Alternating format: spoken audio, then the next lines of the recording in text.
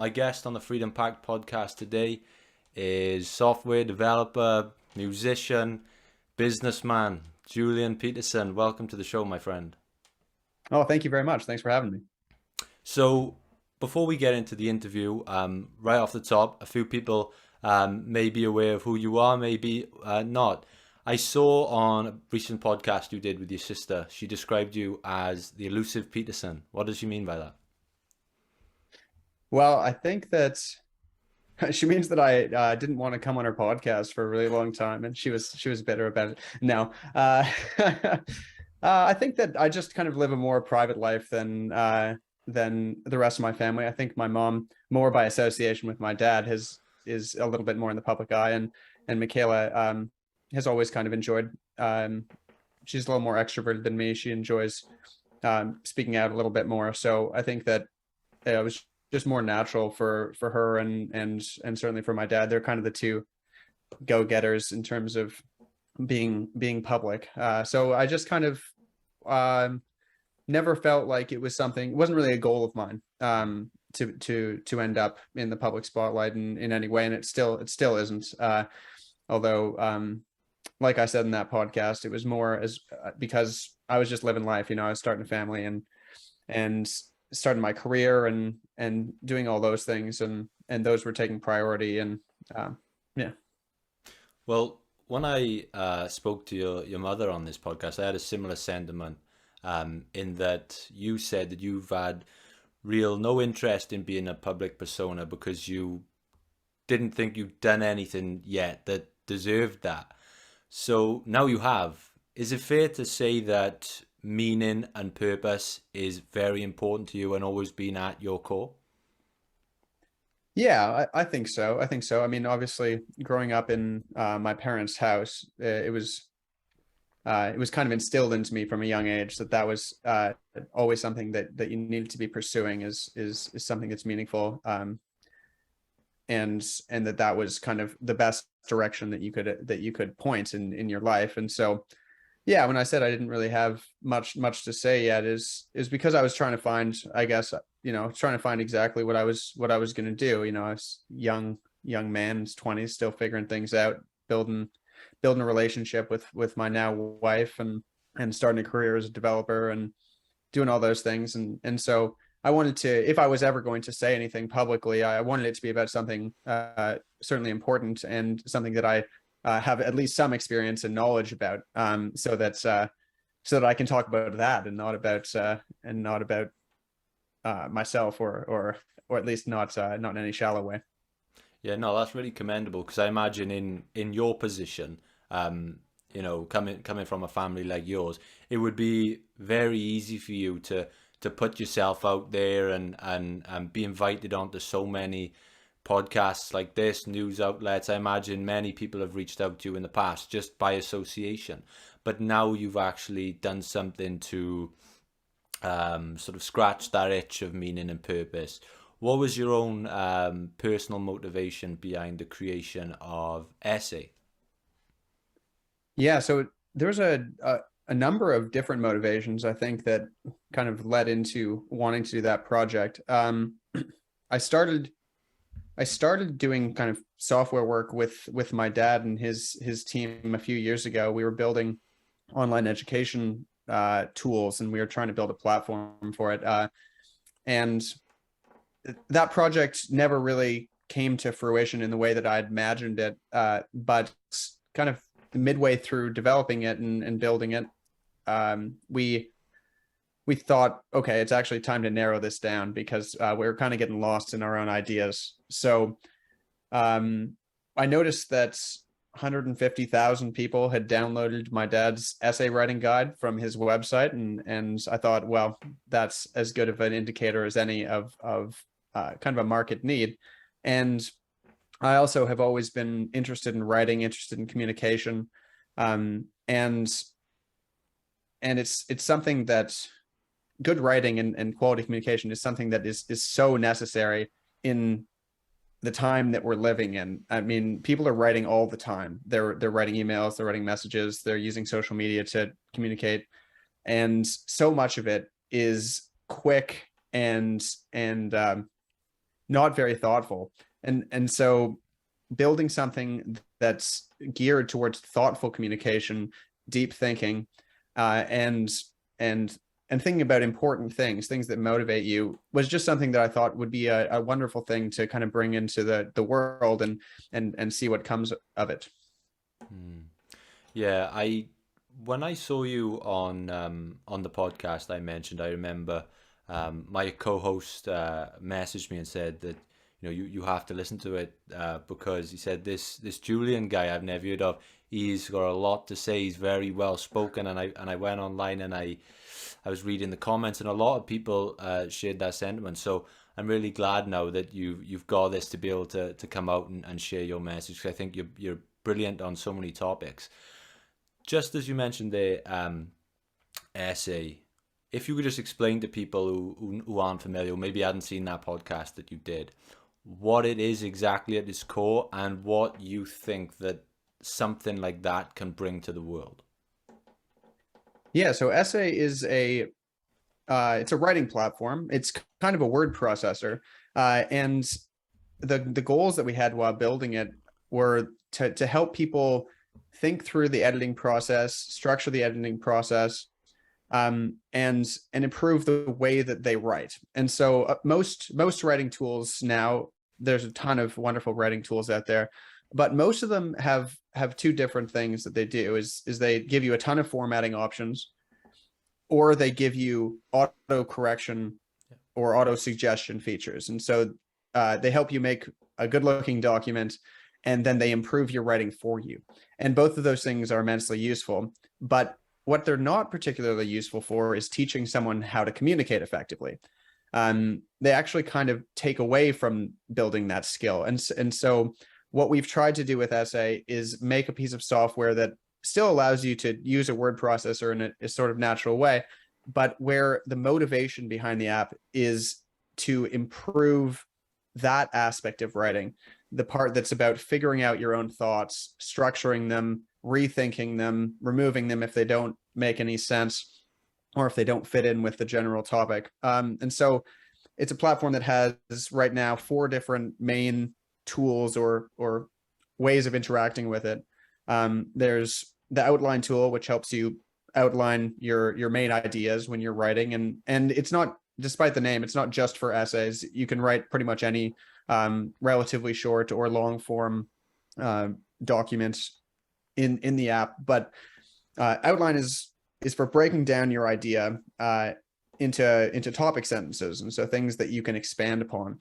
And so we have a tool associated with that, and then we have a production tool. It's called Produce, and in there it's all about just pure production, pure creative production. One of the things that my dad liked to talk about when it comes to writing is how the production of creative thoughts and the kind of discrimination between good ideas and bad ideas and well-structured ideas are really separate functions in your brain. And so doing them at the same time is counterproductive. And so we wanted to design software that made it more natural to separate those concerns. And so we have the Produce tool for creative production. You're not supposed to edit there. You're just supposed to kind of get your ideas on paper. And then we have the Rewrite tool. And so the Rewrite tool is designed for structured editing. And what it does is it breaks down your documents into sentences. And so you have a whole list of sentences, and you can create variations of those. And so it's kind of an evolutionary process, because you have your initial ideas, and then you can create variations of all of them. And then you can kind of go through and say, okay, which one of these works the best in the context of the paper? Mm-hmm. And so that's kind of the core editing tool. And then we have a variety of features that use kind of drag and drop, so you can move your ideas around, play with their placement, and make sure that everything is structured in an optimal way. It's extremely fascinating concept, and a lot of people might be thinking right now on wondering what your background is and where did you really hone your skills and credentials to be able to build something that helps people with something so important as writing. Like, that's a lot of trust people put in you to use your platform to do something so important. So where did you hone your skills? Well, I wouldn't call myself an exceptional writer by any stretch. I did go to school at University of King's College, and I did an undergrad degree in philosophy and contemporary studies, which is basically contemporary philosophy. So, and then with a minor in music as well. So I did write a lot. The whole basis of that degree was essentially essay writing. We wrote, I don't know how many essays I wrote, but plenty. And I had some good teachers when I was there, and it was a small school, so you got lots of one-on-one time with good professors and professors that knew how to write and knew how to think. And so I got good training there. And I ended that degree by writing a long thesis about the relationship between Heideggerian philosophy and the psychedelic experience. And so that was kind of my so far in my life, that's been my largest and most I guess well thought through writing project. And then I guess the other things is I've always kind of been surrounded by academic writers. Growing up in my household, all my dad's friends were university professors. We knew authors and all these people where writing was a central force in their career and in their life. And so I've just kind of always been surrounded by those people. But in reality, it's not my ideas that are informing the processes that we're building into the software. It was based on my dad's ideas, and then we've drawn smaller things from other writing philosophies, and we're going to continue to do that. Look at, for instance, I've just been reading Stephen King's book on writing, which has a ton of unbelievably useful practical writing advice that has been very inspiring to try to integrate some of these things into software and make them more accessible for people. You mentioned that writing is something that is becoming, increasingly present and important in multiple shapes and forms.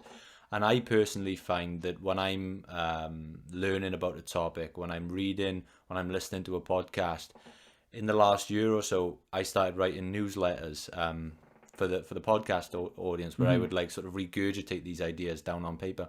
And it wasn't until I started writing that I truly began to understand what I was talking about.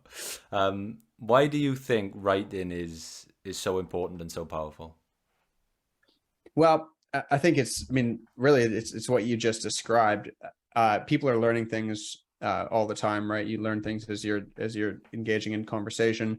If you read articles, you read news, you're being approached by all these different ideas. And my dad likes to say they're not your ideas, right? These are just ideas that you've kind of absorbed from your surroundings. And so writing gives you the opportunity to make those ideas your own, right? To actually integrate them into your knowledge and into your tool set. So that's what it's great for. It's great for after you've done your reading and or you've listened to something that kind of really struck you, then you can use the writing process if you don't have an assignment or something you're writing on. If you just, hey, what do I write about? How is this useful to me in a sort of everyday way? It's well, if something catches you, if you listen to a podcast, if you read an article, and it seems important, but if you were to try to explain it to a child, then maybe you can't, right? And so writing would allow you to harness the idea and be able to communicate it effectively, hopefully to someone who has no understanding of it at all. So it's an unbelievably powerful skill set. Amazing. So just to backtrack and almost take a sidestep here, you mentioned your thesis. What compelled you to write a thesis on such a topic?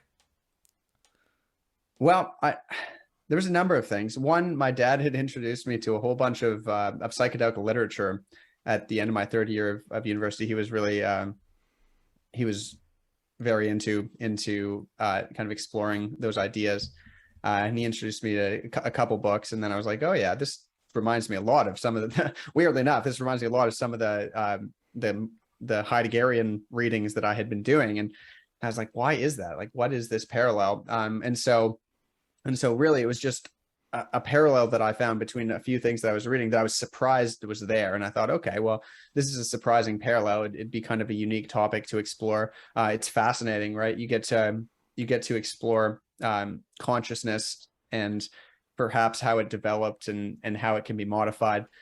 And then Heidegger is a fascinating thinker. He's a phenomenologist. He's all about how we as human beings are interacting with the world around us, and why things matter, and what catches us.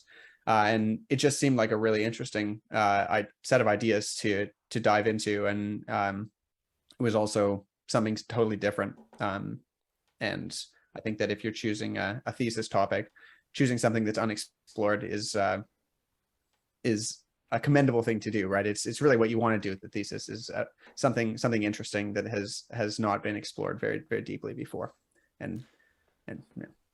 It's interesting that a lot of philosophy now is becoming sort of popularized in the personal development business space. You see a lot of, for want of a better word, business gurus citing Seneca, or the Book of Five Rings, or all these old texts.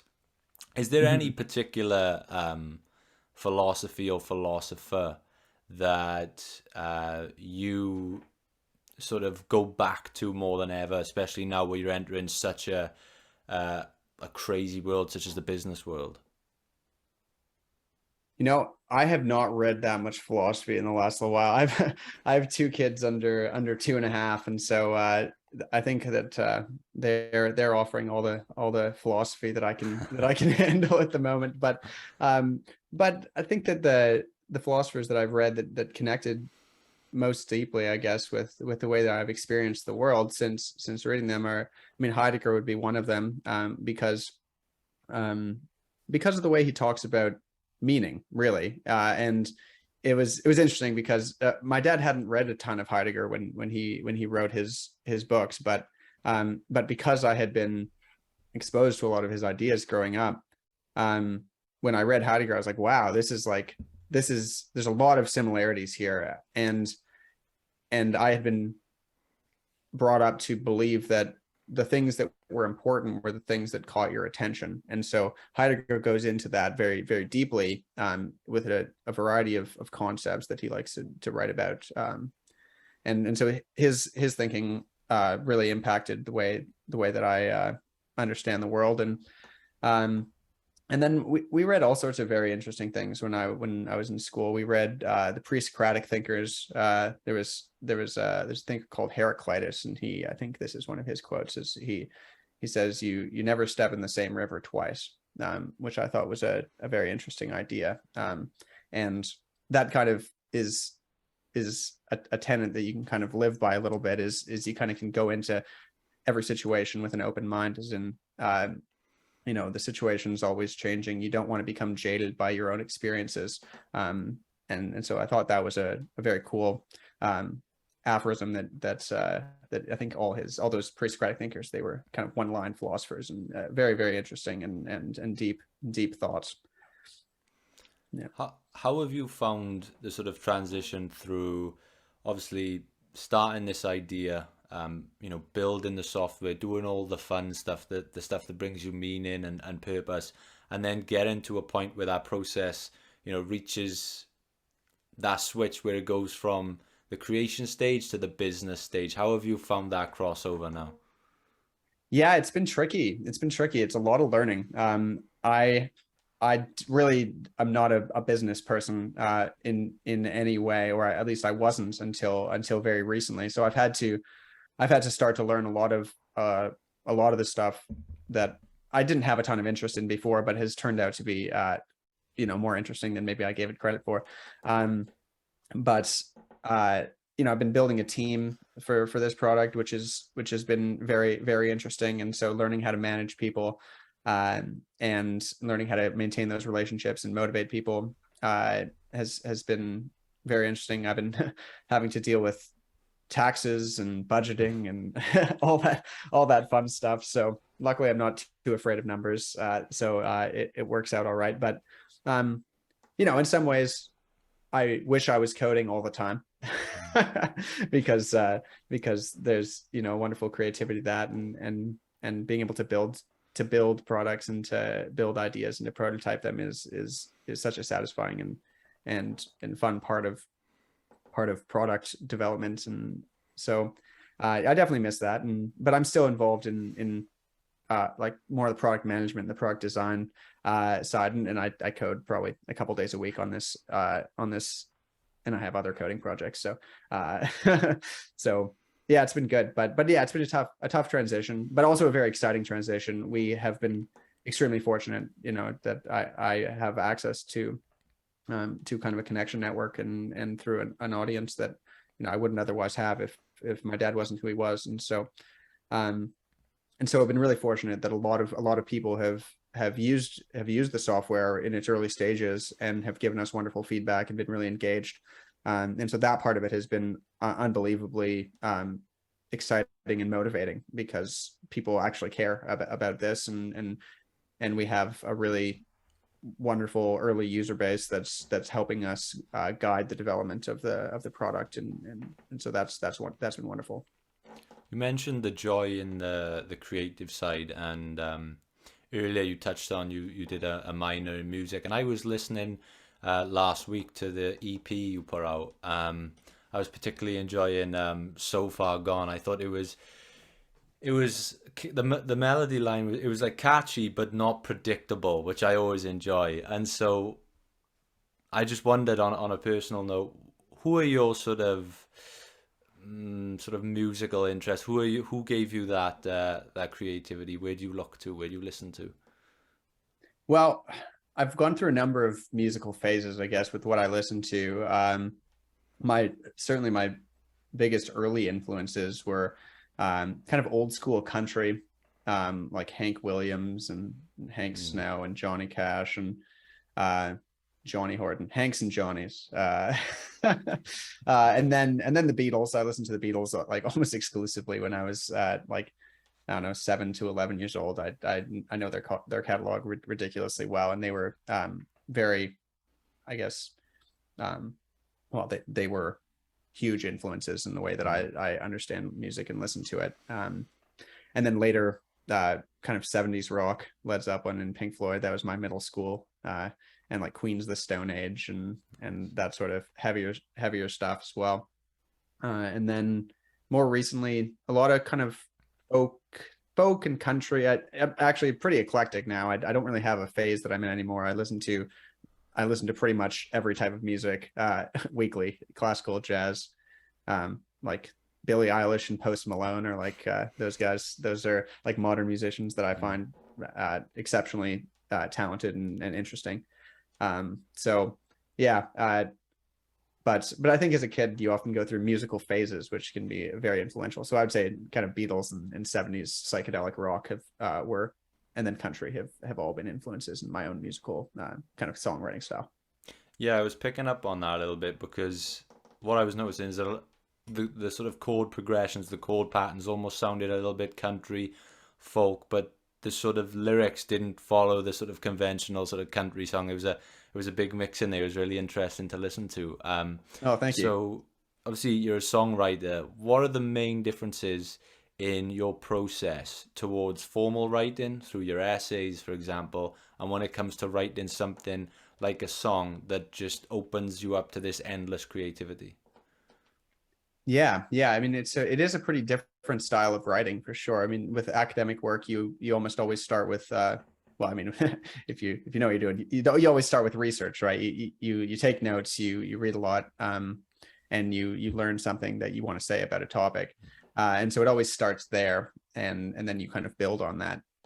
But with music, with songwriting, at least for me, I mean, people have wildly different processes when it comes to songwriting, but for me, I almost always start with like a single phrase with a melody. That's kind of the starting point. And it, usually just comes to me kind of randomly, and then I have to like record it on my phone or do something like that. And I'm not that good at playing by ear, and so often I'll like sing something with a melody, and then it takes me like months to find the right chord progression to go along with it. Is kind of annoying. It's definitely a part of my musical knowledge that's lacking. But the part that's similar with songwriting and academic writing, where I think the overlap is more of the final stages.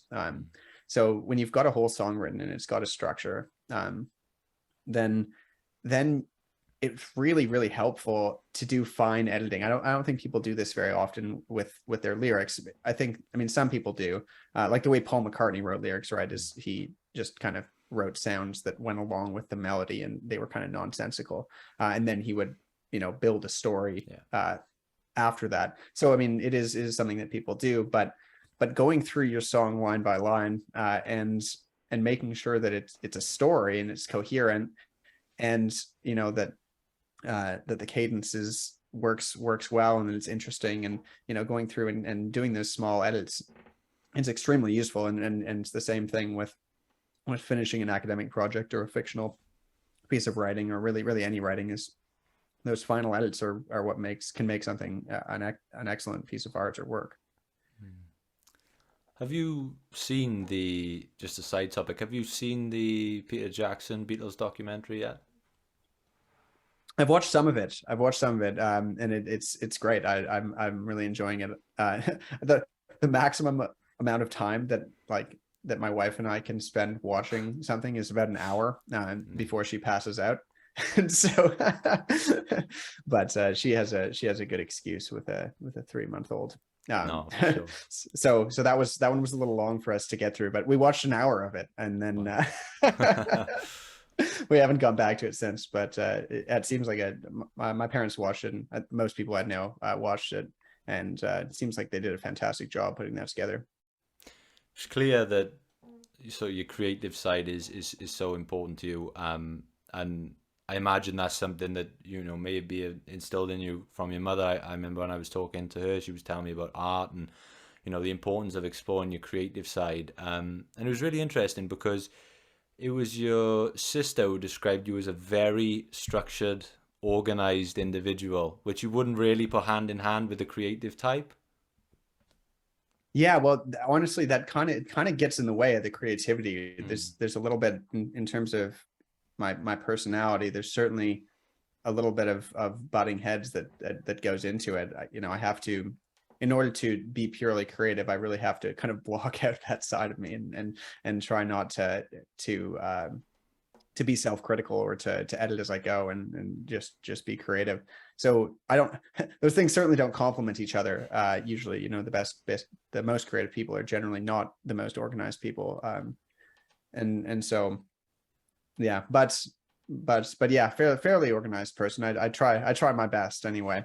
I don't know if she was talking about organized as in like I have an orderly space, or that I have an organized life. I think maybe I'm a little stronger in the organized life area. I tend to have hobbies and family life and sports and music, and I have a good variety of things that I do to keep myself sane. And I mean, people will notice you've touched on it a couple of times already, but you've spoken openly about family and how you always knew you wanted a family from such a young age. Why was that something that was important to you, and how do you reflect on that now, being in the middle of it? Yeah. I mean, when I was young, when I was a teenager, early 20s, it certainly wasn't something that was really motivating me. I don't think that's, I think it's an extremely rare young man that's like, I want a family now. It's pretty uncommon, and it was no different for me. I wasn't gunning, I wasn't running towards having a family right away, but I, at the same time, all my romantic partners, all my really wanted a family. It's like it's just like, for some reason I gravitated towards women that they were very family oriented, and so, well, that's really what led into it. Is my wife wanted kids, and I think as a man in your 20s, there's a lot of reasons not to have kids, right? There's always a lot of reasons. In fact, I think most people will find that it's never exactly the right time, or never feels like the right time to do it. It's kind of a leap of faith that you have to take, right? And having kids is a long-term investment, right? When you get old, when you're 50, you're not going to be clubbing.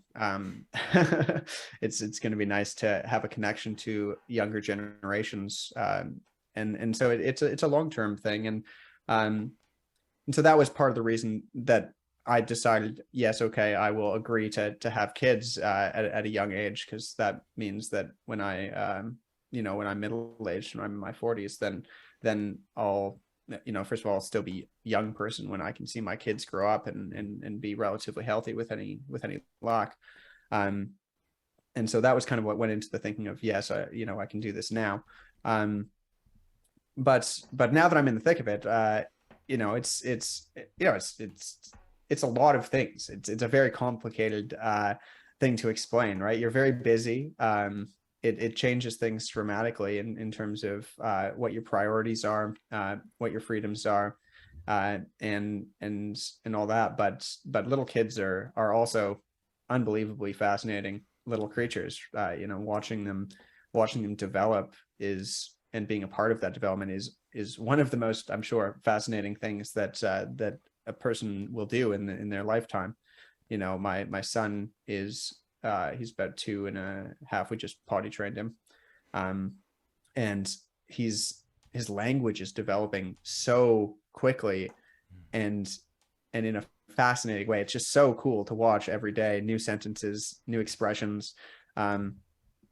It's also kind of upsetting because he'll start to use expressions that my wife and I use, and we're like, oh, dude, like, which one of us says that? Well, like, who's the one that's always asking people where they're going and what they're doing, and like, where does this come from? And then you start to like look inward and you recognize your own communication patterns, and it's just a very it's a very interesting thing, and I would say that it's going very well for us so far. We're thrilled that we're doing this as young people, and it's a very cool adventure. I'd recommend it to anyone who is well positioned to do it, and even most people who aren't, but sure, want kids. Well, it's interesting. I'm sure he may not like me for saying this, but my brother, before he had his first daughter, he was a very sort of lackadaisical kind of person. Didn't really have, I didn't really have a lot of purpose. Didn't really have a lot of, he wasn't sort of, his beliefs weren't so outlined. But ever since he's had his daughter, just from an outside looking in, I've just started to notice that his political beliefs have almost started to become more defined. His outlook on life seems to have brightened. He seems to be more motivated. Did you find a similar experience when having your first child?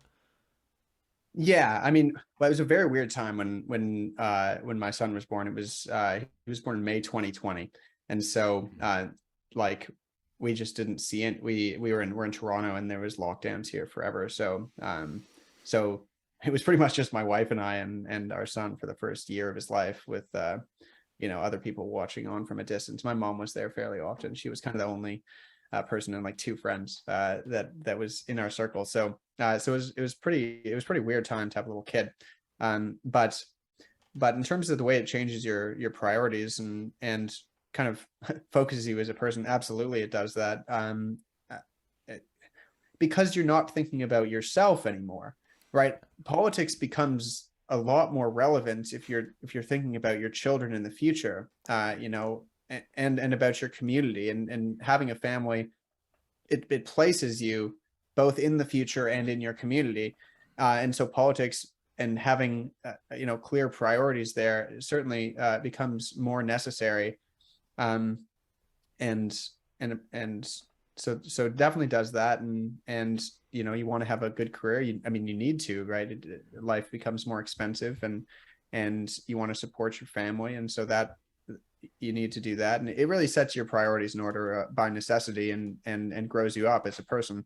So certainly for people who lack direction, it's, I wouldn't say that have kids to find direction, but it's one of the things that you can do if you have the right partner, and you can't think of a fantastic, you have to think of a really good reason not to, right? Like, yeah. I think if you have the right partner and you both want a family, and it can have great effects on you individually.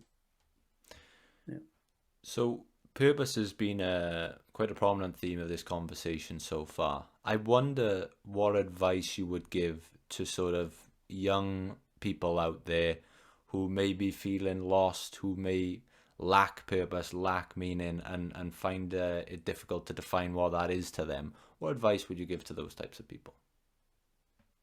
Well, I think that the most straightforward way to learn what motivates you and to find purpose is to listen and read people who you find motivating and interesting, and ideas that you find interesting. So, reading great things, things that have historical significance, that even great fictional books, those things I think can certainly direct you and give you meaning and purpose. Also, just finishing things. I think that's something that a lot of young people who kind of flit around between things suffer from, is they do 3/4 of something and then they quit, and you just don't see the payoff then, right? Like it's much more effective for your development to finish projects and finish the degree, see where it takes you, finish the album and see what happens with it, finish the piece of art, whatever it is you're doing, even if it's not the thing that you think is the thing you want to spend the rest of your life doing. Finish it and see what the outcome is. And it's wonderful training to to start something and then finish it. That's if you can teach yourself to do that, then you're going to be very well positioned. No, I love that. It's a great piece of advice. One thing that fascinates me about families like yours is that there's obviously something in there, because I think your family's produced a number of good thinkers. I think that's undeniable, no matter what anyone's opinion is. I wonder what you can attribute to, I don't know, maybe your upbringing that has helped produce that within you, within your sister. Was there something in your upbringing, or something that you can point to?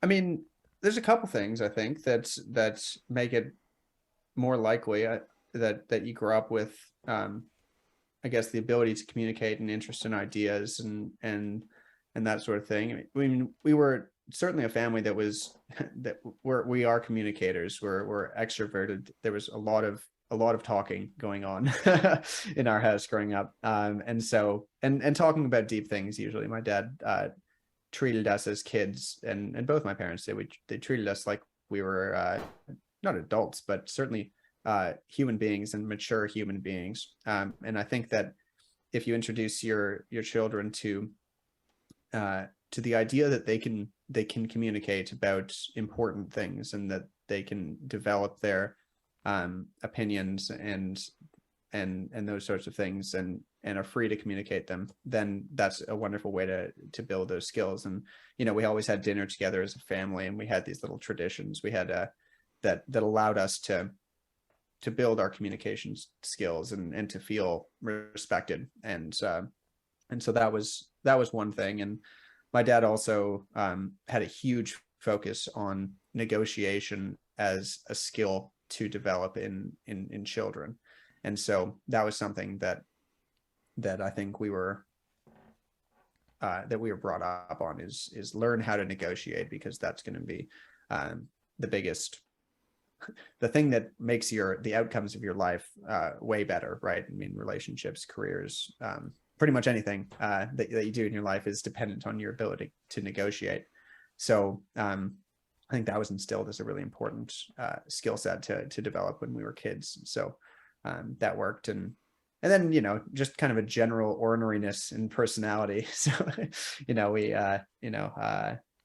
that kind of makes you more likely to want to communicate with other people, is that you feel strongly about your own beliefs and that sort of thing. So I don't know if that suits me as much as my sister and my dad, but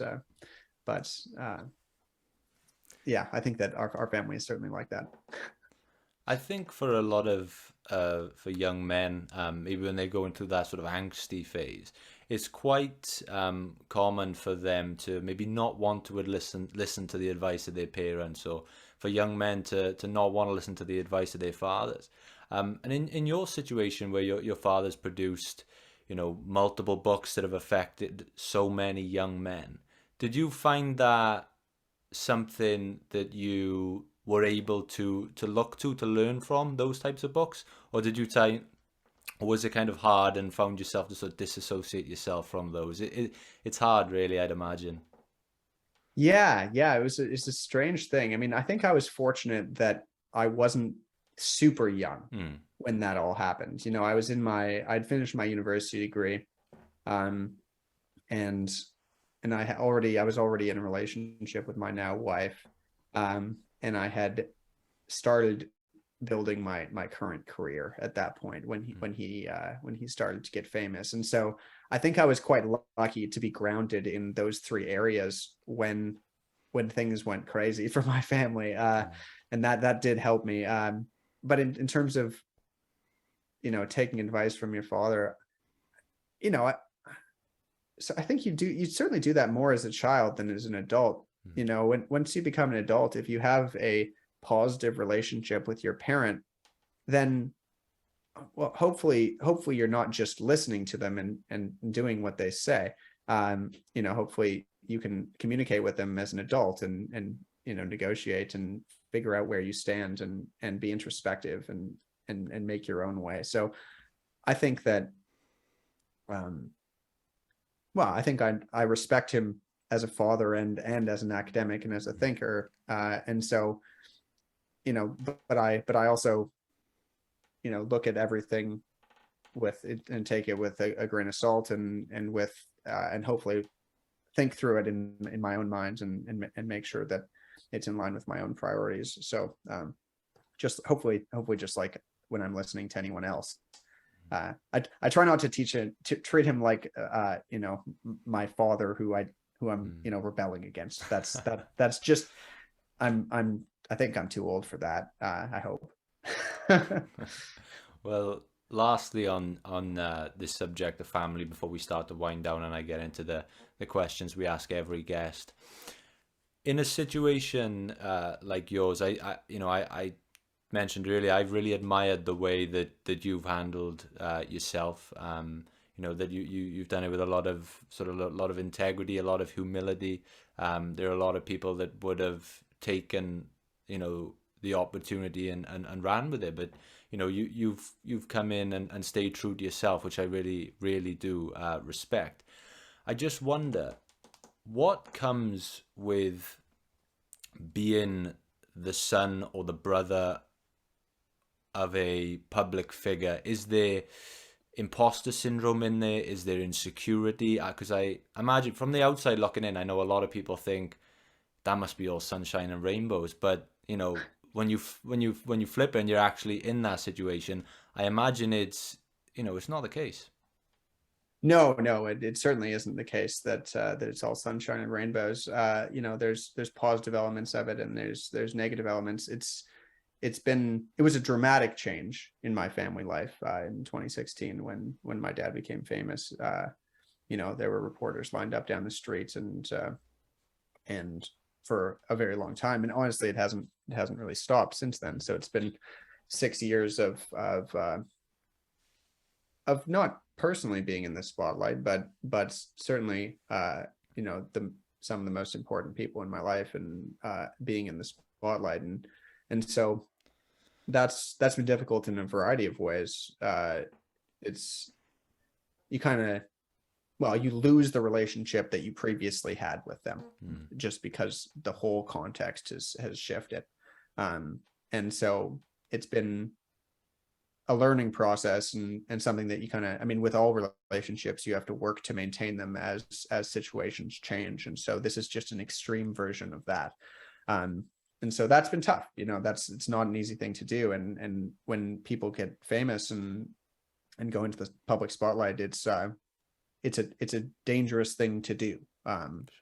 So many people who become public run into issues with, well, I mean, just all sorts of issues. You don't have to look very far on the internet to find, a ton of examples of that going wrong.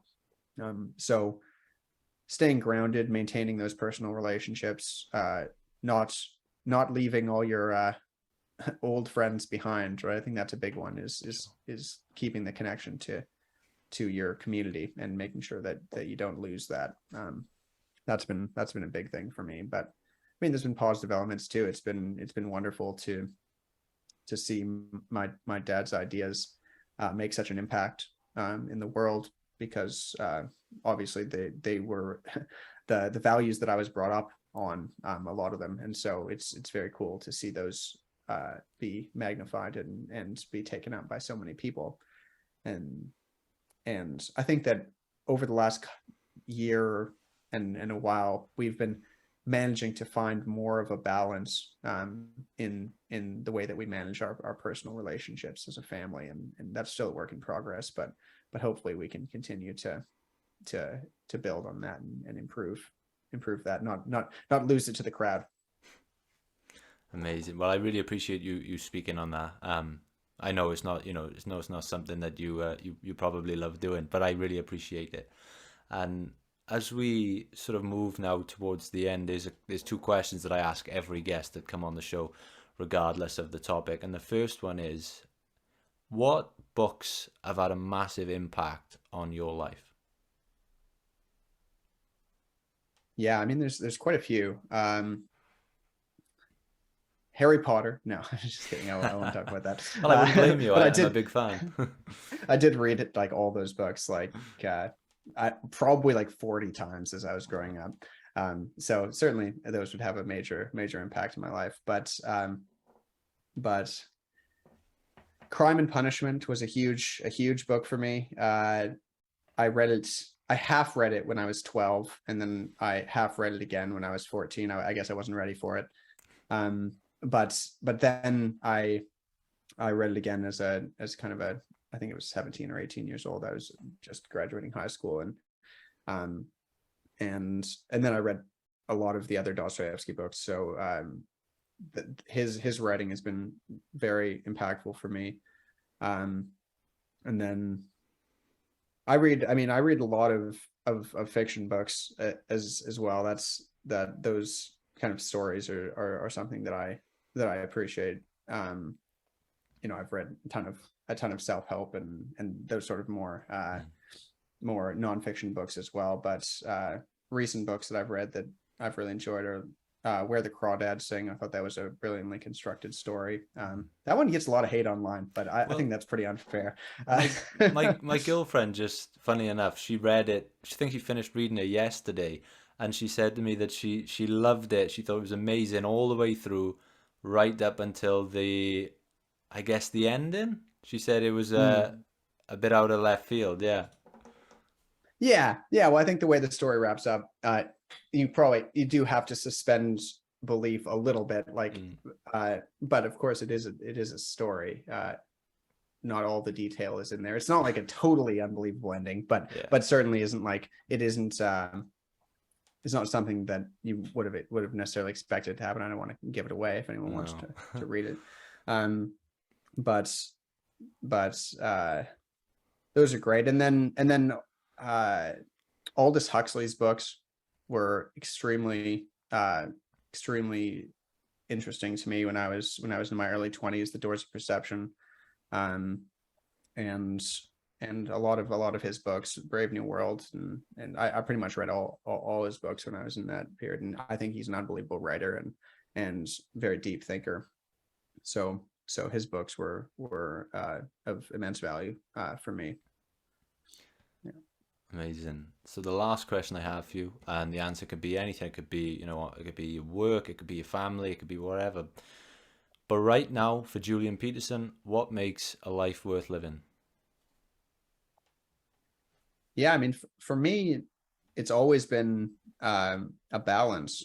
Now, so many things in my life are meaningful right now. I'm extremely lucky. I have a good relationship and little kids who are healthy and happy, and so those things are are wonderfully meaningful, but the thing that makes me a reasonable human being are making sure that I'm doing all the things that keep me who I am and keep me sane. And so I think that everybody should have a number of things in their life that keep them sane and that are kind of individual to them. And so, for instance, I think that people should have an active hobby and a meditative hobby at the very least.